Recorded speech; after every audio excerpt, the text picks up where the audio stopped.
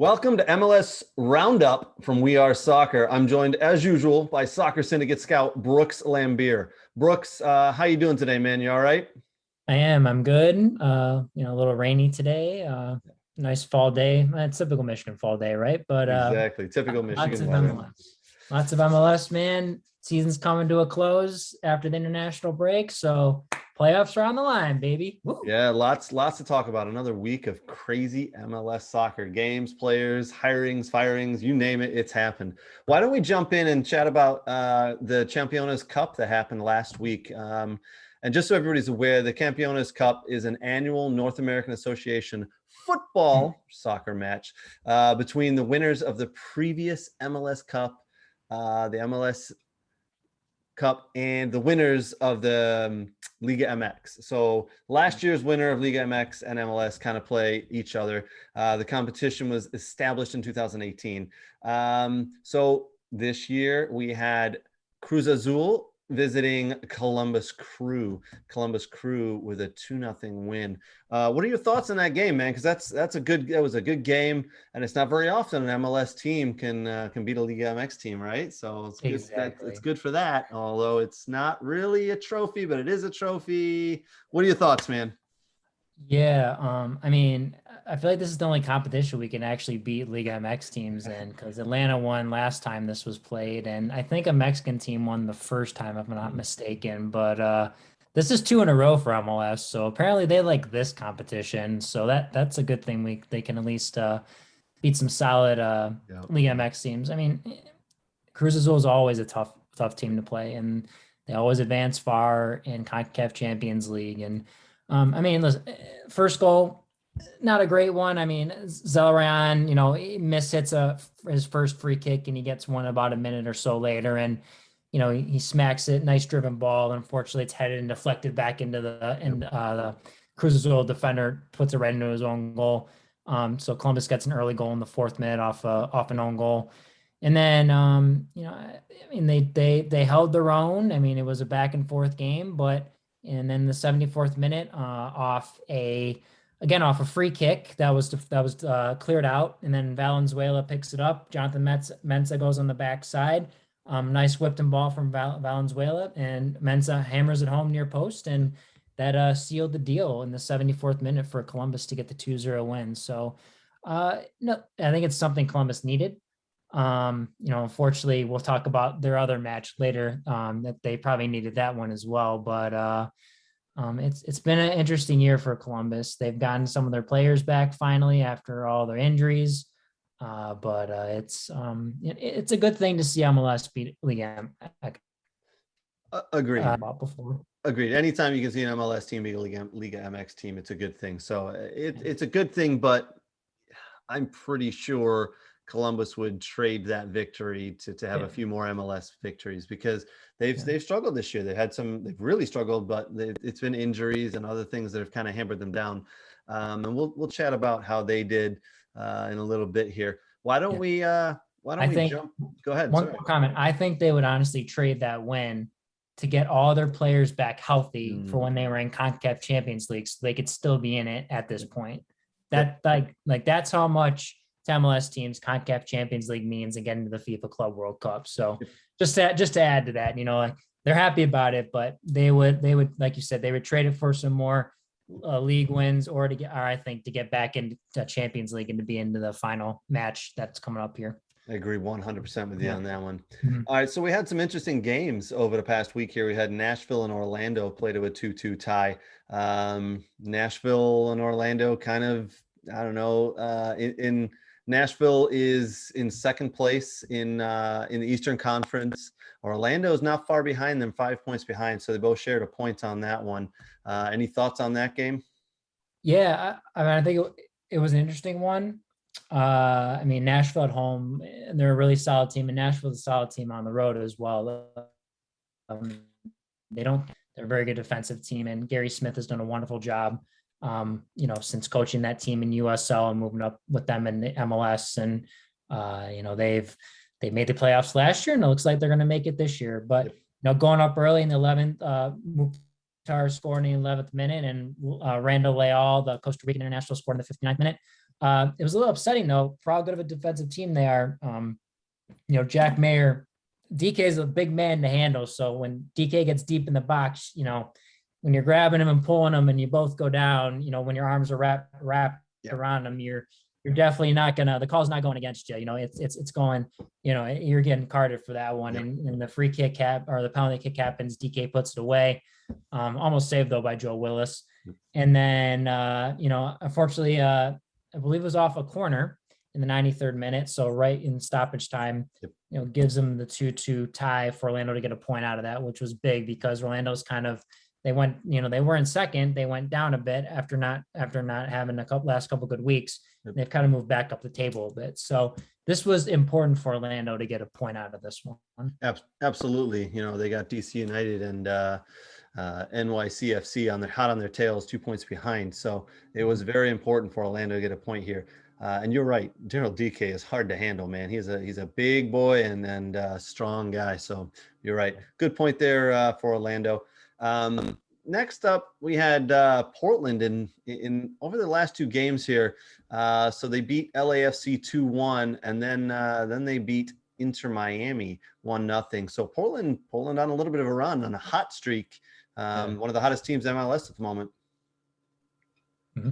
Yeah, eight unbeaten. So 7 wins and 1 draw in the last 8 matches. Going into LAFC, I've talked about, they've kind of cooled off a little bit. They were on a run of 3 wins and they haven't found their stride, and it's tough to go into Bank of California and win. But coming out with a 2-1 win, Yimi Chara with a great goal just before the first half ended, just kind of the ball kind of lets the ball drift by him a bit, and he kind of swings back and puts it through the defender's legs, and it gets into the far side of the goal. For the first one for Portland, Danny Musovski did a great job off a turnover, so a nice transition goal from LAFC. Gets slotted through and slips it past Steve Clark, far post. But Dairon Asprilla, to give Portland that second goal off of through ball to Felipe Mora, who bangs off the crossbar, and Asprilla had to make like a 60 or 50-yard run, and he gets it right off the bounce with his left foot, right in the top corner to put it 2-1 and to give Portland the win. And again, you put that away in the 59th minute, but then you have to worry about LAFC's offense for the other 31 minutes, so plus stoppage. So that was good to come away with the win. And then Inter Miami's no joke. I mean, they've hit strides. They've gone up and down a little bit. They're trying to get into the playoff hunt, and they're trying to get into the playoffs. But that was a good win at home. Man, Yaroslav Niezgoda coming back off his ACL injury, and that guy, what was the stat? He scored in, like, before this goal he scored in stoppage time off a corner. He had scored in 10 shots. He scored 8 goals previously coming into that game. Like, wow. He doesn't shoot often, but when he shoots, he finds the back of the net. And I guarantee they are kind of fox in the box goals at times, but I mean, he's pretty consistent. And, I know he had the ACL injury, he hasn't played a whole lot, but how about make it 11 for 9? Why not? Just the first time he touches the ball in the game off the corner, he heads it in, and there's the 1-0 win for Portland. So they got to get him shooting more, man. That's what it comes down to. Just keep feeding the guy and keep having him shoot. And LAFC, I do want to touch on them real quick. You and I a couple of weeks ago predicted they'd be climbing the board at this point. Bob Bradley and LAFC are kind of tumbling down. They're in 9th and about they are, I think, 5 points out of the playoff position at the moment. So they got to pick it up here in the last couple of weeks. Portland's on a hot streak, and LAFC kind of going in the wrong direction. So they got some work to do. Yeah, Vancouver has been winning, so the more Vancouver wins and LAFC loses, it just there's more of a gap between those two, and then Vancouver's catching those teams that are just in that 7th and 6th spot. So this will be interesting to see how it finishes in the Western Conference. Yep. A game that happened this weekend was NYCFC and Nashville, a 0-0 draw. What are your thoughts on that one, my friends? Oh, well, I mean, I think our viewers will love this one. So flip on the Man City Liverpool match, and I think it had to be early in the second half. I think I was watching when it was still zeros. I think a lot of the goals came in late in the second half. Yep. And I was like, looked at my phone. I was like, oh, NYCFC in Nashville in the 4th minute. I'm gonna flip this and watch this game.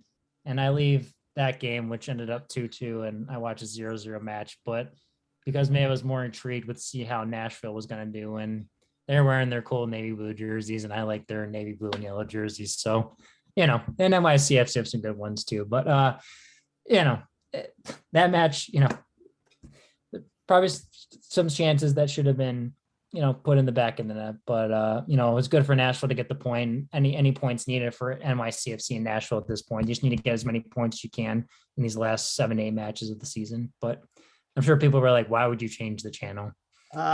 Yeah, I think everybody's wondering why you would change the channel, because I believe in the entire world there's probably about 1 billion people, and yes, that's a billion with a B, billion people watching the Man City Liverpool game, and it was a hell of a game, probably one of the better games we've seen in the last couple of weeks. And I don't think I could probably poll about 1 million people in the world, and not a single one of them would have turned over from that game to an MLS game. But besides me, you're the only one, my friend. There's nothing wrong with that, and that's why we love you, Brooks, because you love MLS and you know MLS inside and out, and you enjoy it that much that you would swap over from the game that 1 billion people are watching to, hey, you know what?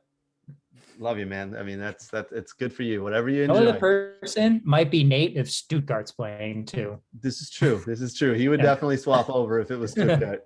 One of the other games that happened with Columbus this past weekend was Philly and Columbus. Philly coming out 3-0 winners. Columbus after that Campeones win over Cruz Azul, kind of, for lack of a better term, shit the bed here against the Union, right? Yeah. I mean, it's not that almost they shit the bed. It's just that Andre Blake made a lot of saves, to be honest with you. I mean, Andre Blake, the only keeper to ever be drafted #1 overall in the MLS, coming, kid out of UConn, Jamaican national team goalkeeper. And, this is the reason why he's Jamaica's #1. And he's been goalkeeper of the year before in MLS. And he is so valuable to this Philly Union team. And he makes huge saves. He made huge saves late in the game to keep them ahead. Yep. Kai Wagner did get a red card in the 64th minute. So they were up 2-0, but they did have to defend with 10. They got one late from Leon Flock in the 89th minute. But how about the center back, Jack Elliott, from distance, kind of two-hopping it? It wasn't the usually Glesnes is striking that in just like hitting rockets at the goal, and it's a one-stepper from Jack Elliott that bounces twice and over the hands of Evan Bush. So that was an interesting one. Who let center backs take free kicks? That's unbelievable. I don't remember. I don't think I've seen that ever. Center backs taking free kicks, but it works. It's getting the job done, man. So good for them. Yeah, it was good. It was good.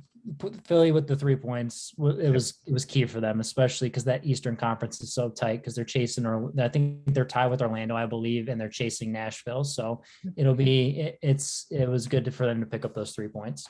Yep. Another game, kind of a popular game that happened over the weekend, was El Tráfico.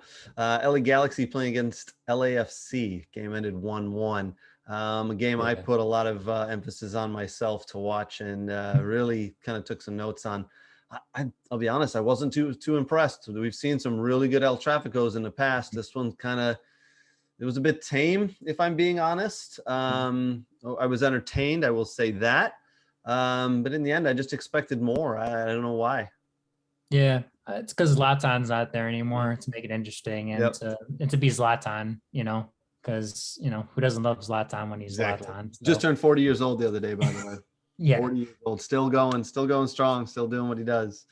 And I think he got like a golden Ferrari or something. They got him a gold Ferrari or something car for his birthday. So it's typical, very much. If it's not Ronaldo getting that, it's Zlatan. But one thing I have been impressed with the LAFC is their 18-year-old Senegalese midfielder, or not, center back, Mbake, our Falls, the other. He's got a few last names, but Mbake, number 5, the kid, they they signed out of the Montverde Academy, which is around in Florida. If you don't know that, there's a lot of international kids, and a lot of Montverde kids end up playing in very good collegiate programs, and they get drafted in the MLS and or they play in USL. So, but he's been good for them. He stepped up and scored goals. And then Granzier, the Frenchman, has been very solid for LA Galaxy, picking up a goal in the 19th minute. But yeah, you're right. It was kind of stale. It was a little stale of a match after those 1-1, but it was probably an important point that both sides needed. Like one side did not want to come away with at least a point, because LA Galaxy are right in the heart of the Western Conference. They're trying to stay above the playoff line, and LAFC are trying to stay within spitting distance of Vancouver, because they're just on a roll right now. So probably a good point for both teams. They would have liked 3, but in the end, a good point for both of them. You're right. One of the other games, probably this game had a little bit of everything. Seattle and Colorado. I expected more from Colorado. Seattle win 3-0. João Paulo scores an unbelievable Maradona type goal. And then Christian Roldan for Seattle involved in all 3 of their goals. But Colorado just a little bit toothless, and expected a lot more from them. Yeah, I'm kind of surprised how they started, honestly. You know, they didn't start Jonathan Lewis and some of their some normal starters. They kind of switched up a bit, and they looked like, you know, on the graphic before the game, it looks like they're playing a 3-4-3 with a diamond in the middle to try to prevent Seattle from playing through, because they're a very good possession team. But particularly in the wide areas, they really kill you with their wing backs.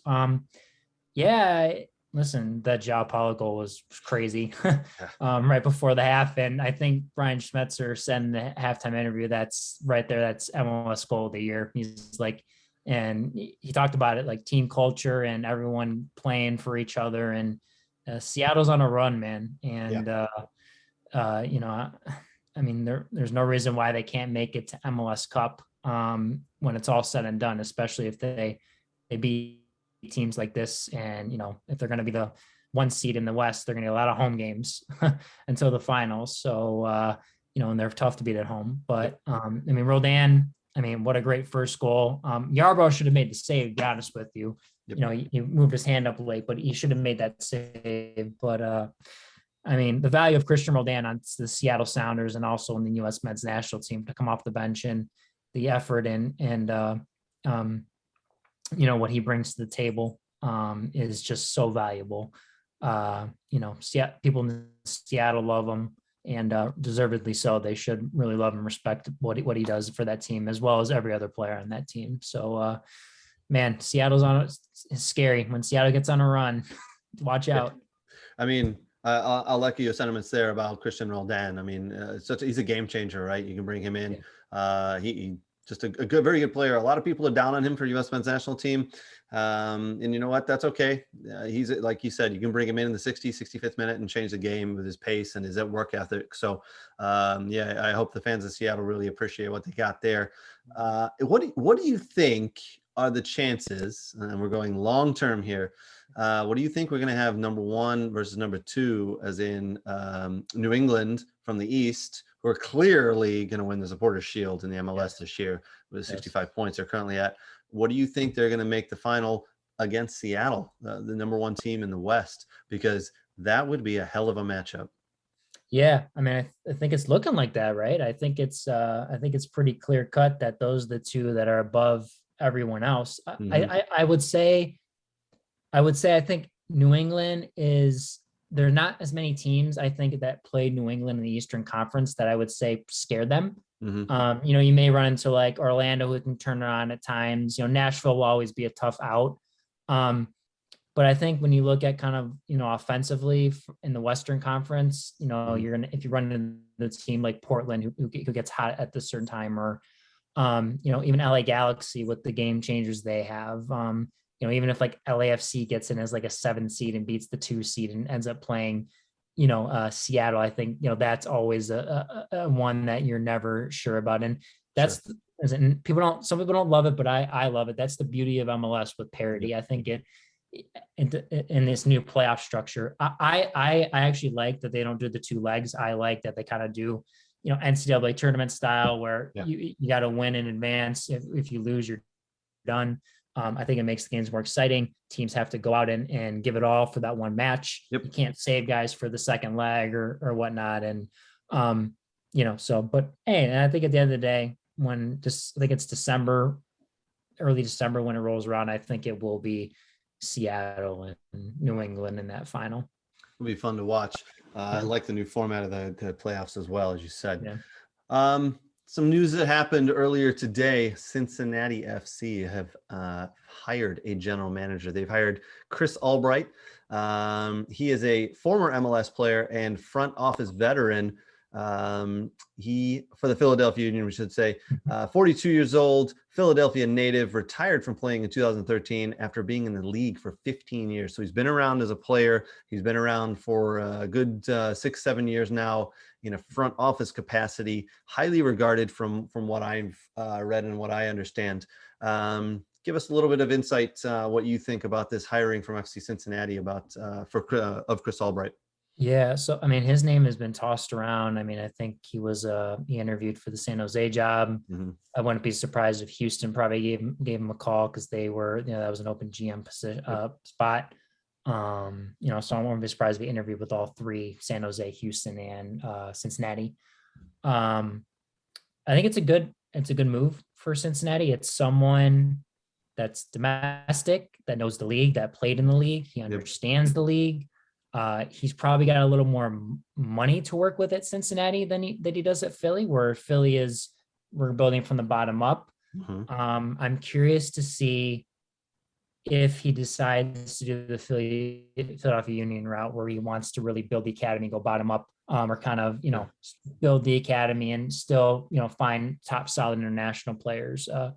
I think Cincinnati is an area that has always been well known for youth talent, and they've always had tough, youth teams with Cincinnati Cup and, King's Hammer across the border in Northern Kentucky, which is essentially like Cincinnati anyways.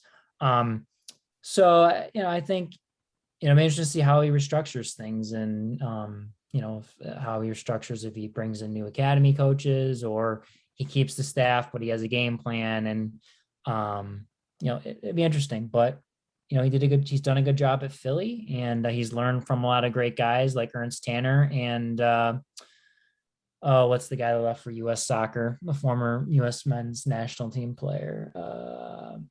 I forgot. Ernst Tanner's there, and then there's another guy. I forgot the other guy that left, but he had two good guys to learn from. Sure. Well, he's got a big job on his hands, right? Number one, passionate fan base, but he's got to find a coach. So Yapstam was out. He's got to find a coach. So they're probably you got an interim coach for the end of the year. So he'll probably watch that and watch all the players, but he's got to evaluate what's there. And then he's got to go do a coaching search, and he's got to find a coach. And it's like you said, Chris Albright has been around the league for a long time. He knows the ins and outs. And that's, as we have talked about many times on MLS Roundup, it's probably going to be the way to do it, because you bring in a foreign manager or someone like that and they won't know the league. They won't know how it's run. So it'll be interesting to see who he finds and how he runs this. Does he build it from the bottom up? Like you said, it's going to be very interesting to watch, to see how he builds this club and try to get it to move up the standings. I would imagine he would go domestic, in my opinion, just because Jim Curtin was a domestic coach. And I think it's Pat Noonan who's the assistant. And he's actually been thrown in for some, I think he interviewed for RSL. There were reports that he interviewed for RSL. But his name has been tossed around a bit, and I'm curious to see. I wonder if Pat Noonan, he brings him in to the assist, as a head coach, or he brings him in as an assistant. As long as Jim Curtin's cool with that, he bring in some guys. I'm sure, if you're the new GM, you want to make sure your old head coach is fine with you doing that, and you want to make sure. But Pat Noonan could be an interesting one if he brings him in from Philly, just because they want to have that same type of structure. But I think Chris would really push for domestic. I don't know what some of the owners would do, but I hope they would trust Chris in his judgment of a coach. You've got to feel that they've given him a lot of leeway and a lot of responsibility, and say this is going to be on you. And I think as well, just like you said, I think he'll go domestic. Big shout out to Pat Noonan, former Big Ten IU player. Played against him several times. Michigan State, IU. We were big rivals. He was a tough player to play against. Did you get the better of him? No, not once. Nope. And IU beat us. I think 7 times, 7 out of 7. There's a reason they've got 5, 6 national championships, 7 championships, whatever they've got. Yeah, 7. Yeah, I think it's 7. Yeah. I think they got 2 of them while I was at State. Let me ask you a question. Why would Chris Albright pick Cincinnati? If you think maybe he wasn't selected or offered the job at San Jose or Houston, but is the Cincinnati job a little bit more attractive for a certain reason, or just that's the first he was offered and he took it? What do you think? I think from perspective, if I'm Chris Albright and I know I came from Philadelphia and I'm just kind of looking at each, if he did get an interview with Houston, the reports he did interview with San Jose, and then obviously with Cincy, I'm sure he probably looked at all 3 and say, okay, how's the academy set up? What's the structure like? What's the vision of what the owners want to do? And I think since he wants to go big, and I think that's an attractive thing for Chris Albright to say, hey, we have the money, we're willing to spend, we're willing to kind of restructure. Maybe we've kind of in the past 2 years, a couple years we've been in the league, we need to go in a different direction. We're willing to do that. And I think when a lot of people interview for head coaching jobs, GM jobs, different front office jobs, I think that's one thing a lot of these guys take into consideration when they have options is, what am I working with here? What's the budget? What's the vision? What's the vision for down the road? Because as we've talked about, as a GM and a front office person, you're thinking about not just next year, you're thinking about 2-3 years down the road and how my team's going to look and which guys I'm going to keep, which direction we're going, what's our academy system look like? Who can we bring in? What's the coaching staff look like? Then you have this new MLS reserve league coming in the spring, it's going to be under 23. So, there's a lot of things to consider and how teams are going to build stuff and they're going to use the reserve teams and everything. So, I think Chris probably looked at the situation, said, since he sounds interesting, so it sounds like there was an offer maybe he couldn't refuse, or there's an interesting project that he can turn around here. Yep. Well, we'll wish him the best and we'll see what he can do, because as we said, that's a passionate fan base, and that club's growing, even though they haven't been doing so well this year. Well, Brooks, the insight you've brought today is absolutely amazing. That's why we love you. And just so you're aware, Man City and Liverpool finished 2-2. Just so you I think Salah scored, didn't he?